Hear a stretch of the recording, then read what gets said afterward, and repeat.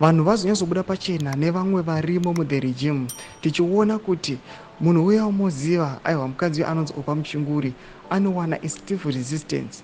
Vanhu vanomujamukira pachena, nyika yose yakatarisa.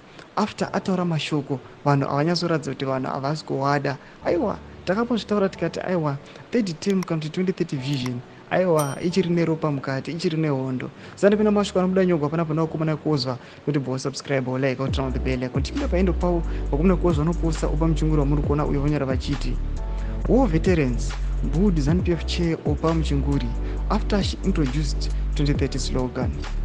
Mahia tried to calm the situation, but they refused and called him betrayer. They told Mahia that his days in office are numbered.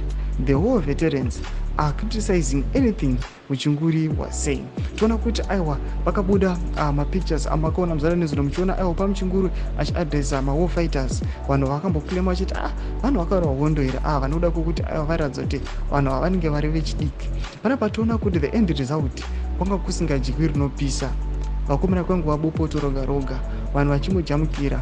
Takaona kuti Opa Muchinguri pakaendoza the 2030 slogan, war fighters vanhu vaivamo muthat meeting vakatanga kukonzeresa chaos vachiti hatidi kuti uendose that slogan. Toona Mahia anopindira panyaya iyi ndobva aunzosvikanzi aiwa your days are numbered, usatombopindira hako mune nhau dzakadai. Chindikoinoitika nyika yeZimbabwe chatoona kuti aiwa isinoda kuti vanhu opposition chete vari kuramba this move kana kuti nhau yeterm extension, but vatoona kuti nevamwe vanhu varimo mukati vanoona kuti aiwa vatova against. Tunze mafungiro enyu muri kudei pamusoro pechiitiko ichi. Aiwa pinda comment section yedu, usaona subscribe or like, turn on the bell icon.